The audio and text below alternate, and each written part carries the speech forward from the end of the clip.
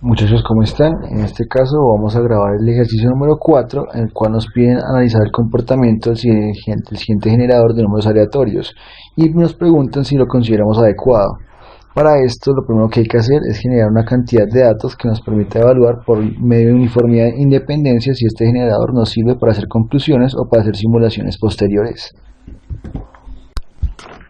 Una vez hemos visto el problema, antes de generar los datos o hacer las pruebas, tenemos que mirar qué tipo de pruebas existen. En primer lugar, vamos a mirar de que hay que probar dos cosas. Lo primero, la independencia, y lo segundo, la uniformidad. La independencia nos ayuda a verificar, mirar si los datos son independientes, y la uniformidad nos ayuda a mirar si los datos están repartidos de forma uniforme en un intervalo, en este caso entre 0 y 1. Entonces, para las pruebas de independencia, vamos a tener dos tipos de pruebas, las de rachas en A y rachas en B. Las rachas en A también son llamadas ascendentes y descendentes, y las rachas en B son rachas con respecto a la media, que es 0.5. Y cuando hablamos de uniformidad, vamos a tener la prueba chi cuadrado y vamos a tener la prueba de Smirnov-Kolmogorov. La prueba de Smirnov-Kolmogorov, a su vez, se puede dividir en dos partes, una para datos individuales, si queremos ser específicos, y otra para datos agrupados. Adicionalmente, nosotros tenemos que verificar de que ambas pruebas se comprueben para mirar si un generador es adecuado. En caso de que alguna de las dos pruebas llegue a no dar o llegue a ser rechazada, nosotros podemos asumir de que el generador no es bueno por ese tipo de prueba o por ese tipo de independencia o uniformidad. Volviendo otra vez al problema, lo que vamos a hacer es generar la cantidad de datos adecuada para que podamos hacer las pruebas. Se sugiere que se hagan 30 o podemos coger el juicio de la chi cuadrado, en el cual nosotros podemos mirar que en cada intervalo hayan por lo menos 5 datos. Vamos a empezar con 30 datos y con respecto a eso vamos a analizarlos. Entonces, vamos a generar estas columnas. En primer lugar, el número del dato que hemos generado. Aquí vamos a generar la X, o sea la XN, en la cual estamos, y aquí el RN, que es el pseudo aleatorio, en el cual vamos a analizar.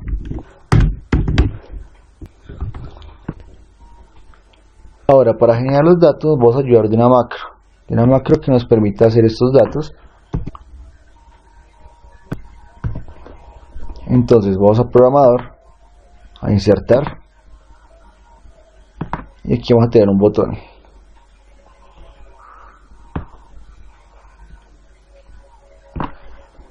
Este botón vamos a llamarle una macro que se llama generar, en la cual solamente vamos a generar los datos para hacer los estudios respectivos.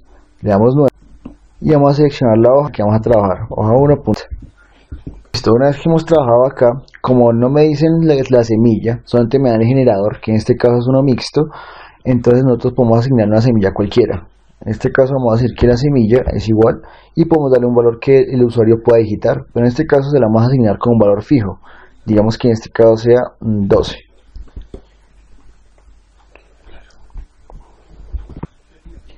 Listo, ahora lo que vamos a hacer es la M va a valer para este caso 1056, la A, que va a ser el factor multiplicativo, va a valer 3, y la B, que es el factor aditivo, va a valer 7.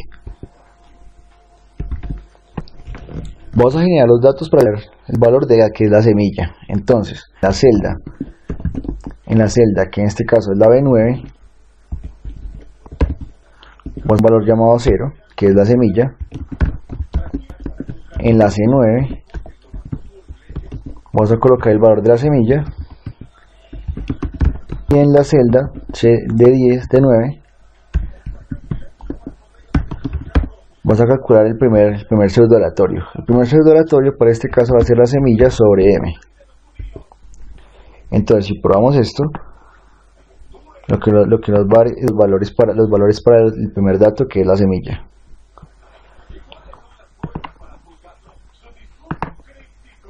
Posteriormente, como nosotros vamos a generar 30 datos, entonces vamos a llamar una n que sea igual a 30, o más bien llamemos datos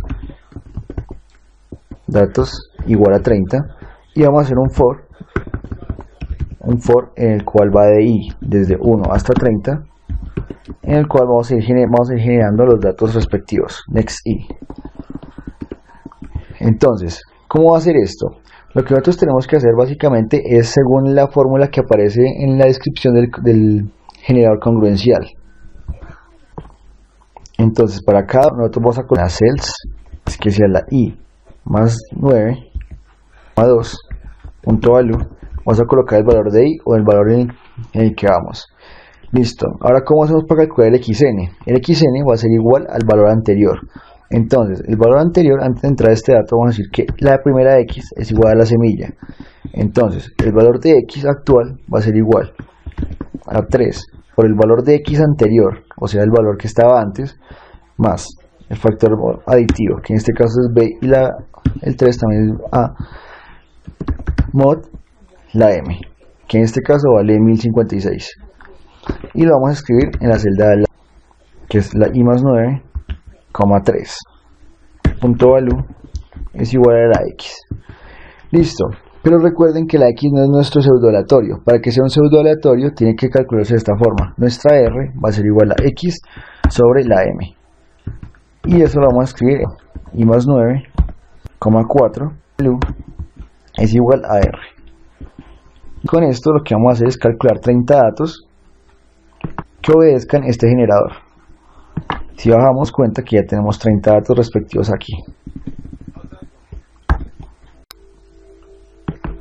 Una vez habiendo generado los datos, ahora nosotros vamos a comenzar con las pruebas de Rachel, o más bien las pruebas de independencia. Entonces, como mencionamos anteriormente, están dos tipos de pruebas, las de rachas A y rachas B. Rachas A, que son las ascendentes y descendentes, y rachas B, que son rachas en media, o rachas con respecto a la media, que es 0.5. Entonces, en este recuadro hemos recopilado básicamente como los datos necesarios para calcular estos estadísticos y asimismo probar la independencia de los datos por medio de este criterio de rechazo que aparece en el recuadro aquí abajo, que como se ve es una variable que se distribuye normalmente. Comenzando con las rachas ascendentes y descendentes, vamos aquí a colocar aquí, al lado de los datos una columna que me represente. Voy a colocarlo como rachas A para contarla. Entonces, para las rachas, cuando haya una ascendente vas a colocar más seguidos, y cuando haya una descendente vas a colocar menos seguidos. ¿Cómo funciona una racha? Las rachas funcionan con respecto a si hay datos consecutivos que van aumentando o van disminuyendo. Por ejemplo, este dato es 0.01, este no me dice nada porque no lo puedo comparar, pero este es 0.04, como este es mayor que 0.01, entonces coloco un más porque hubo un número superior. Como 0.12 es mayor a 0.04, se coloca otro más porque sigue aumentando. Como 0.39 es mayor a 0.12, entonces otro más que sigue aumentando. Pero en este caso, que 0.18 es menor a 0.39, entonces al disminuir colocamos un menos. O sea que la racha cambió de ser ascendente a ser descendente. Pero aquí nuevamente, como 0.56 es mayor a 0.58, se coloca un más, ya que comenzó otra racha ascendente. 0.69 al ser mayor que 0.56 se coloca otra ascendente, y aquí una descendente, y así sucesivamente. Entonces en este caso colocamos un más, otro más, un menos, un menos, un más, un más. Aquí vamos a colocar otro más, un menos, aquí un más, aquí otro más, un menos. Aquí vamos a colocar un más, un más, un más, un menos, un más. Y los últimos datos aquí va a ser un menos, otro menos, otro menos, otro menos, un más y un más. Listo, entonces ¿cómo vamos a contar las rachas? Las rachas se van a contar con respecto a la cantidad de más y menos que estén consecutivos. Entonces, por ejemplo, estos tres datos son una racha ascendente. Entonces vamos a colocarlo aquí como una racha ascendente.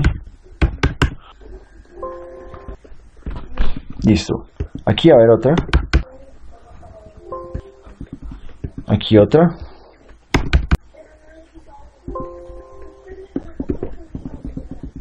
Continuamos con estos de acá.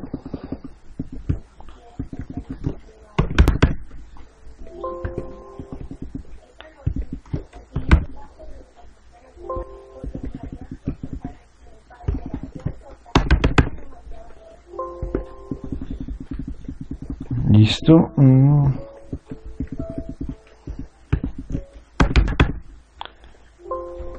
Listo, ahora que hemos mirado las rachas ascendentes, vamos a contar cuántas hay. Rachas ascendentes, hay 1, 2, 3, 4, 5, 6, 7, 8. Hay 8 rachas ascendentes. Entonces vamos a colocar aquí 8 ascendentes. Ahora vamos a colocar descendentes, que es lo mismo pero con el menos. Acá hay 1, 2, acá hay 3, 4, 5, 6, 7, hay 7. Listo, acá hay 7 descendentes. Entonces el total de rachas que hay es la suma de estas dos. Bueno, entonces en este caso nos dio que el total de rachas son 15. Entonces, ¿qué es el total de rachas? El total de rachas es estadístico que aparece aquí como A. Entonces A va a ser igual a 15, ya que fueron 15 rachas. Bueno, coloquémoslo mejor aquí para mostrar eso. Listo, ya tenemos esto acá. Listo, ya que tenemos las rachas, ahora lo que procedemos a hacer es mirar cuánto vale la n. La n que aparece al lado es la cantidad de datos totales, que para nuestro caso son 31. ¿Por qué no 30? Porque vamos a contar la semilla para hacer el estudio. La semilla y los 30 datos que hemos generado, entonces hay 31 datos. Listo, vamos a calcular esta z. La z aún no se puede calcular porque nos faltan dos datos por hallar, que es el mu a y el sigma a, que es básicamente la media de estas rachas y la desviación estándar de estas rachas. Vamos a calcular la mu a, o sea, vamos a colocarlo así como mu a mientras tanto. Entonces, ¿cómo se calcula? Según esta fórmula es 2 veces la cantidad de los datos menos 1 y esto dividido entre 3, y eso nos da una media de 20.33. Ahora calculemos el sigma a.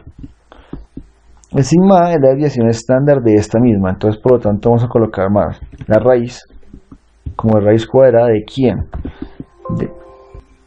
de 16 por la cantidad de datos, que es n,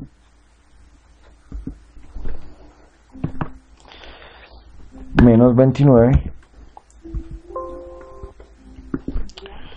Corrijamos aquí la fórmula, menos 29, y esto sobre 90, y esto nos da 2.27 como la desviación. Aquí tenemos los tres parámetros, tenemos tanto la a, el mu y el sigma. Ya podemos calcular la z de prueba, vamos a llamarlo zp. ¿Zp cómo se calcula? Simplemente va a ser como aparece en la fórmula ahí, que es la cantidad de rachas, que es a, menos la media, sobre la desviación estándar, que es esta sigma, y nos da un estadístico de menos 2.34. Listo. Entonces, ¿cómo vamos a hacer el criterio de aceptación y rechazo? Entonces, el criterio de rechazo nos dice que en este caso, si la z llega a ser mayor que un z de 1 menos alfa medios, o llega a ser menor de menos z de 1 menos alfa medios, entonces vamos a rechazar, dado que caería en una de las colas y por lo tanto se rechazaría al caer en esa zona. Entonces nuestro ZP vale esto. Vamos a calcular el Z teórico. El Z teórico es básicamente Z de 1 menos alfa medios. Entonces aquí arriba vamos a definir la significancia, que va a ser nuestro alfa, y este alfa, como no nos lo dan, se sugiere que uno puede utilizarlo como el 5%, o sea 0.05. Ahora, ¿cómo calculamos el Z teórico? El Z teórico podemos calcularlo mediante la tabla normal, o simplemente podemos aquí invocar una función de Excel que sea la inversa de la distribución normal estándar, y vamos a calcular según una probabilidad, que como es z de 1 menos alfa medios, va a ser 1 menos alfa medios, que es este 0.05 sobre 2. Listo, esto nos da un alfa de 1.959 o 1.96. Entonces, ese es el teórico por el lado derecho. Ahora por el lado izquierdo va a ser menos esto, va a ser menos este. Entonces, si nuestro z de prueba llega a ser menor al z teórico por el lado izquierdo o mayor al z teórico por el lado derecho, entonces se rechaza. En este caso vamos a hacer la comparación. Como nos damos cuenta que el z de prueba es menor que el z teórico, entonces simplemente rechazamos. Listo, entonces sabemos de que nuestro Z de prueba es menor a nuestro Z teórico, entonces rechazaría, pero hagámoslo por medio de una fórmula. Vamos a decir que si mi Z de prueba llega a ser menor que mi Z teórico, entonces voy a rechazar, rechazo.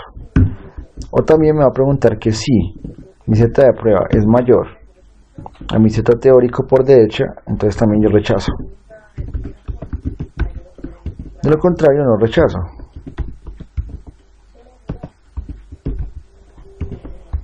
Y nos damos cuenta de que rechazo, efectivamente, porque se cumplió la condición que el Z teórico por el lado izquierdo.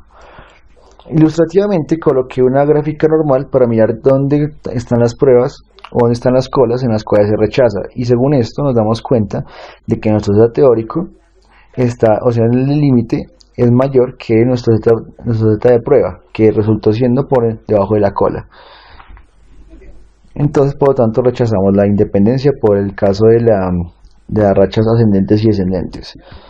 Por este caso, nos daremos cuenta que rechazaríamos la hipótesis nula de decir de que mis datos son independientes, y la forma de justificarlo sería que yo tengo suficiente evidencia muestral para mirar de que por medio de la prueba de rachas ascendentes y descendentes mis datos no son independientes. Listo, ahora que ya hemos evaluado lo que son las rachas ascendentes y descendentes, vamos a mirar lo que son las rachas en medio. Entonces aquí vamos a colocar rachas B o rachas. Las rachas B o rachas se mencionan de forma. Vamos a mirar que los datos que estén consecutivos por encima de la media vamos a colocarles más, y los que estén consecutivos por debajo de la media vamos a colocarles menos. Entonces, que 0.01 como está por debajo, va a colocarlo como menos. Listo. Este como también está por debajo, coloco menos. También está por debajo, coloco menos. 0.39 sigue por debajo de la media, coloco menos. 0.18 también, pero en cambio 0.56 con mayor a 0.5, entonces aquí cambia y se colocó más. Aquí está por encima, está por debajo, etcétera. Entonces voy a continuar con esto hasta el dato número 31. En caso de que yo tuviera exactamente 0.5, se asumiría de que está por encima de la media, como porque se toma el intervalo siguiente. Entonces aquí está por encima, más, menos, aquí sería más, aquí sería más, menos, más, menos, más, aquí sería más, menos, listo. Entonces vamos a contar las rachas que hay en este caso para la B. Entonces vamos a mirar cuántas rachas hay por debajo de la media. Acá hay una, acá hay dos, acá hay tres, acá hay cuatro, acá hay cinco, seis. Hay 6 rachas por debajo de la media. Entonces voy a colocar aquí por debajo, aquí rachas por debajo. Aquí sería rachas menos, dijimos que 6. Ahora vamos a mirar las que están por encima. Acá hay 1, 2, 3, 4, 5. Hay 5.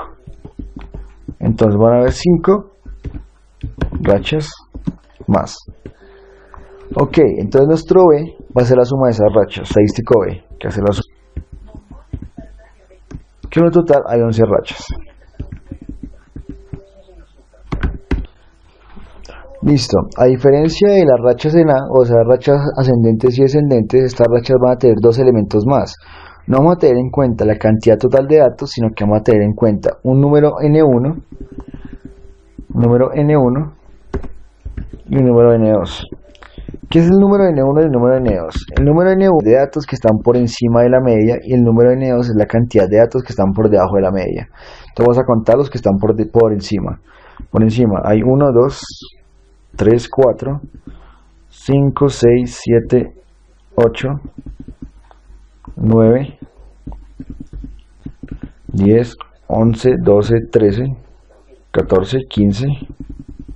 Hay 15 datos por debajo, hay por encima, 15. Entonces, como son 31 datos, entonces en este caso hay 16. Listo, para que sea un total. Ahora, lo que vamos a hacer es que para calcular la z también necesitamos, al igual que en racha en A, necesitamos la media en B y el sigma en B. Entonces vamos a calcular cada uno.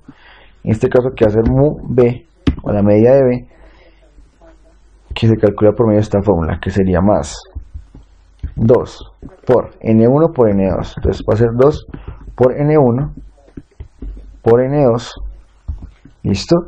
Eso sobre N1 más N2, N1 más N2, y esto más 1. Y eso nos da una media de 16.48. Listo. Y por el sigma en B va a ser de esta forma. Va a ser con respecto a la fórmula que aparece al lado en rachas en B para el sigma. Entonces va a ser la raíz. Va a ser la raíz de ¿qué? De 2 por N1 por N2 por, aquí vamos por, entonces va a ser por 2 por N1 por N2 menos N1 menos N2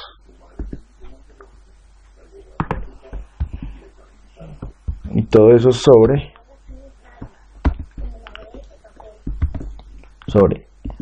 N1 más N2, esto al cuadrado por N1 más N2 menos 1 y cierro paréntesis. Listo, en total nos da que el sigma nos dio 2.734. Ya teniendo la B, el mu y sigma, ya podemos calcular el z de prueba.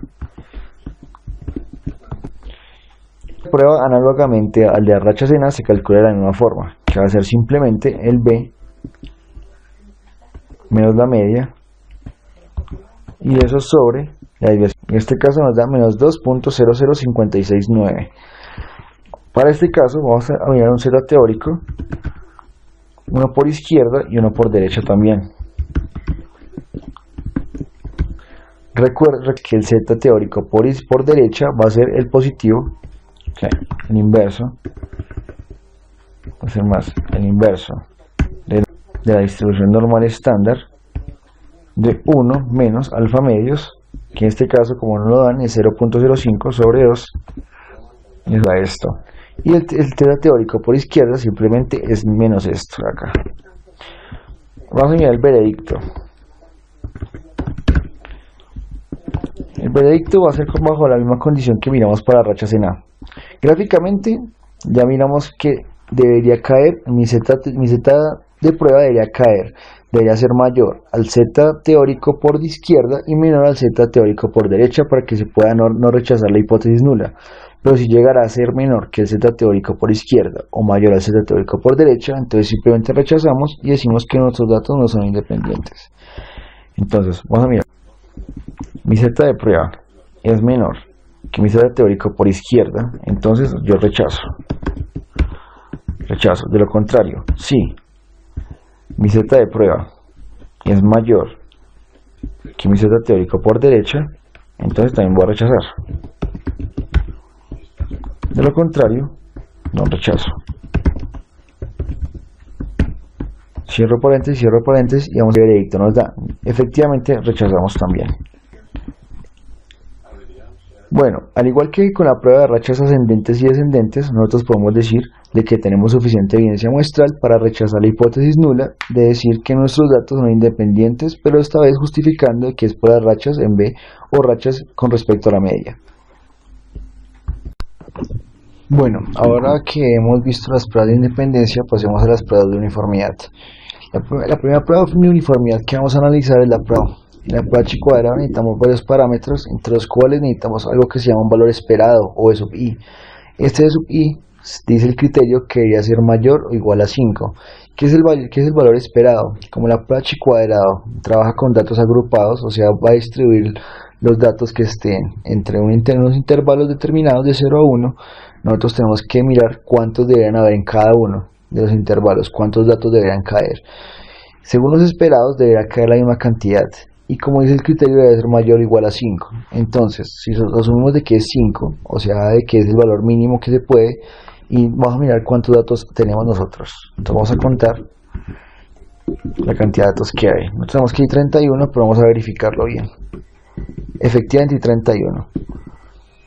La fórmula de los datos esperados es la siguiente: n sobre k, donde n es la cantidad total de datos y k es la cantidad de intervalos. Entonces, como conocemos la cantidad de los esperados y la cantidad de datos, simplemente podríamos hallar la cantidad de intervalos necesaria. Entonces, por lo tanto, la cantidad de intervalos necesaria será igual simplemente a la cantidad de datos sobre los esperados. Listo, en este caso nos dio una cantidad decimal de intervalos, y eso no puede ser porque los intervalos son una variable discreta. Entonces simplemente lo que vamos a hacer es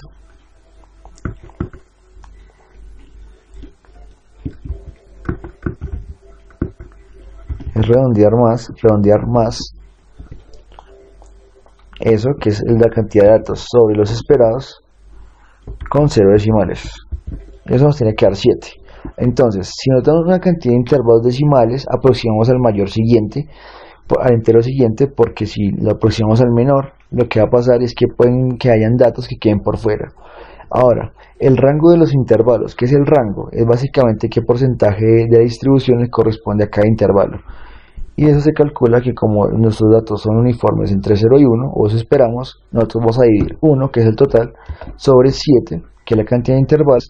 Aquí nos va a decir que cada intervalo debería tener un 14.28% de la distribución.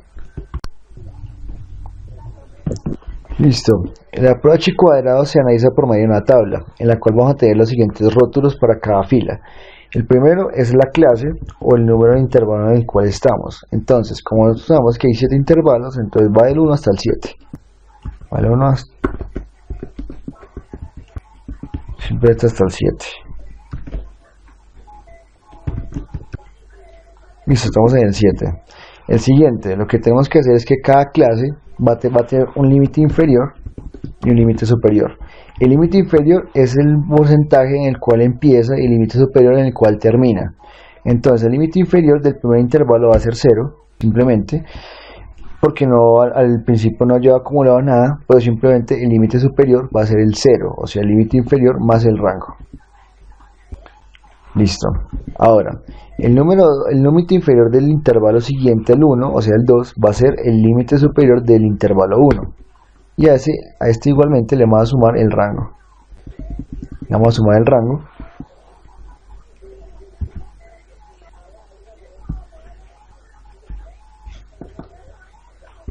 Ahora, listo, espera un segundito, aquí hay que fijar la celda y fijamos, ya podemos correr esto. Entonces si lo corremos, vamos a dar control D aquí para correrlo, control D igualmente aquí para correrlo. Listo, ¿cómo verificamos que está bien? La forma de verificar que está bien es que el límite inferior del intervalo 1 debe ser 0 y el límite superior del intervalo 7 o el último debe ser 1. Listo, posteriormente, en la siguiente fila es la cantidad de valores esperados que necesitamos en cada intervalo.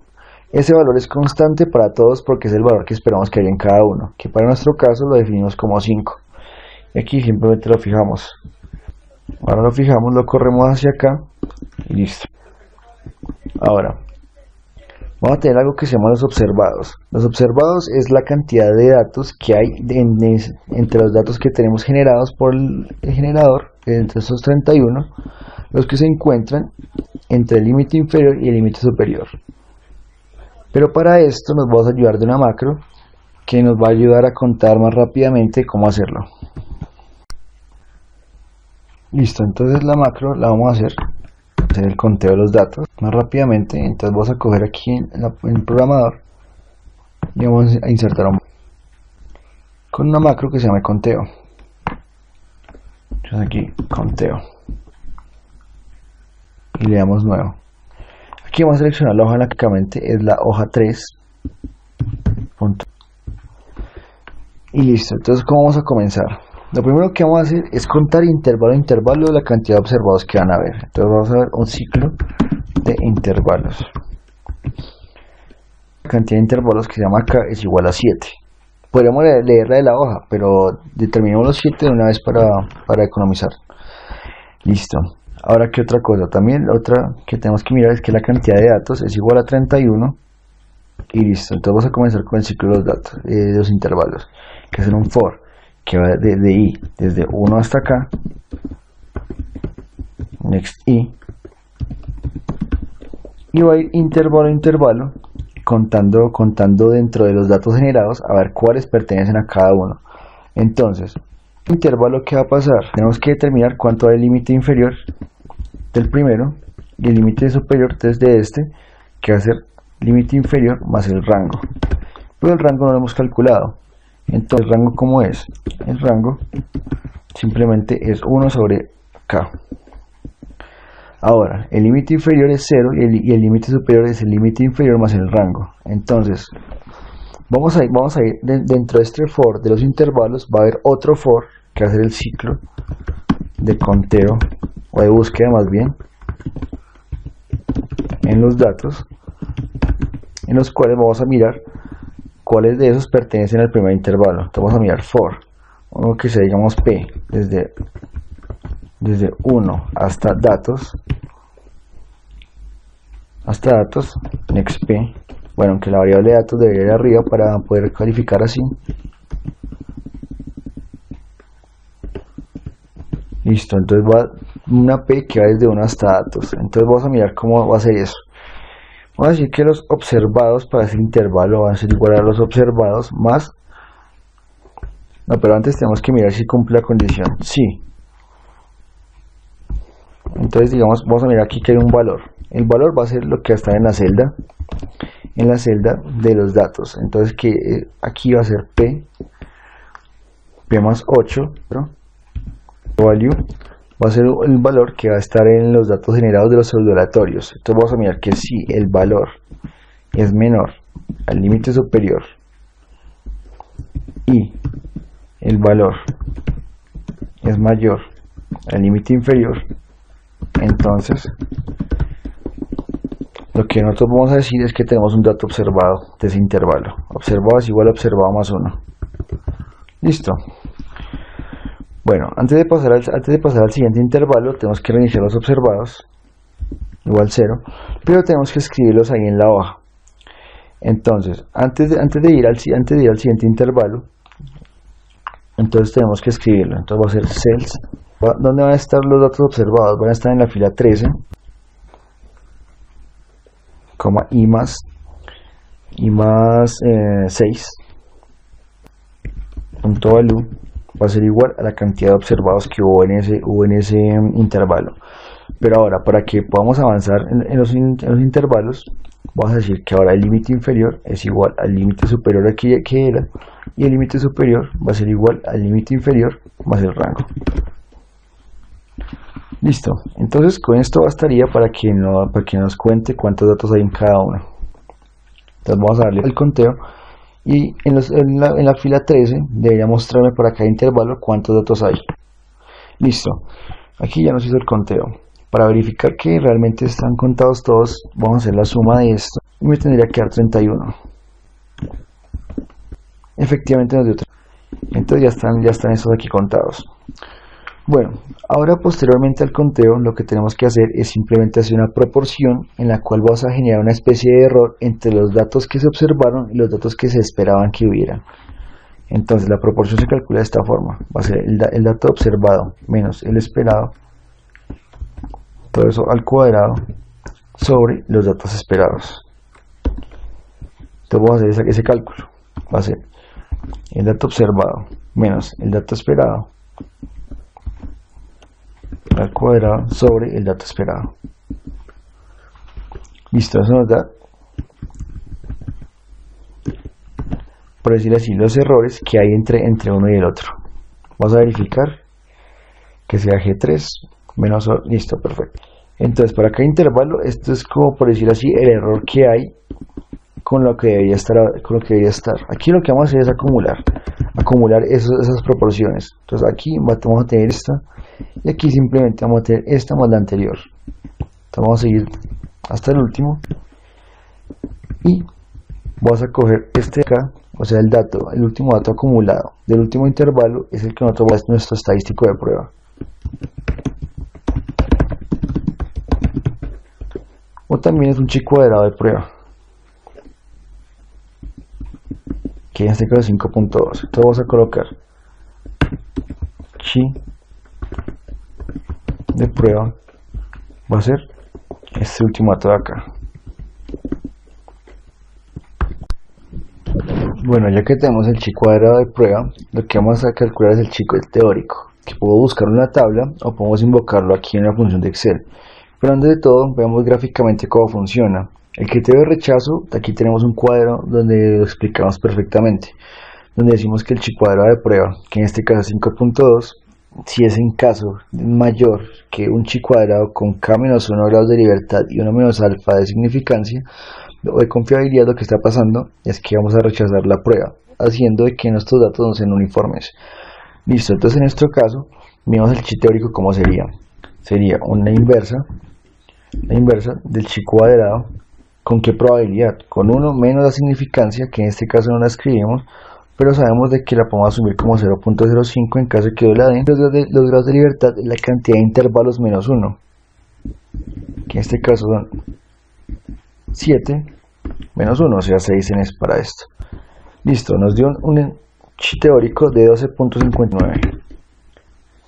Ahora nosotros vemos de que el chi de prueba es menor que ese chi teórico, entonces para eso no rechazaríamos la hipótesis nula y podríamos afirmar de que nuestros datos son uniformes.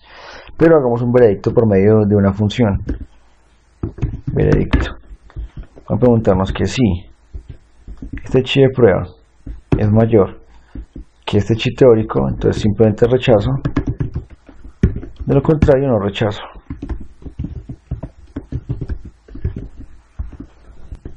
Listo, entonces aquí nos rechazamos efectivamente. Bueno, entonces en esta eficiencia muestral decir que por h cuadrado nuestros datos fluyen uniformes entre 0 y 1. Listo. Ahora que nos dio que eran uniformes los datos, como en las pruebas de rachas, ninguna de las dos nos dio de que los datos eran independientes, podemos afirmar de que este generador no es adecuado. No es adecuado, ¿por qué? Porque debería cumplir las dos pruebas para que nosotros podamos tomar los datos seriamente para las simulaciones más posteriores. Si hubiera sido de que las dos pruebas hubieran dado que no rechazamos la hipótesis nula, ahí sí podríamos afirmar que el generador es adecuado. Entonces con esto concluimos este ejercicio.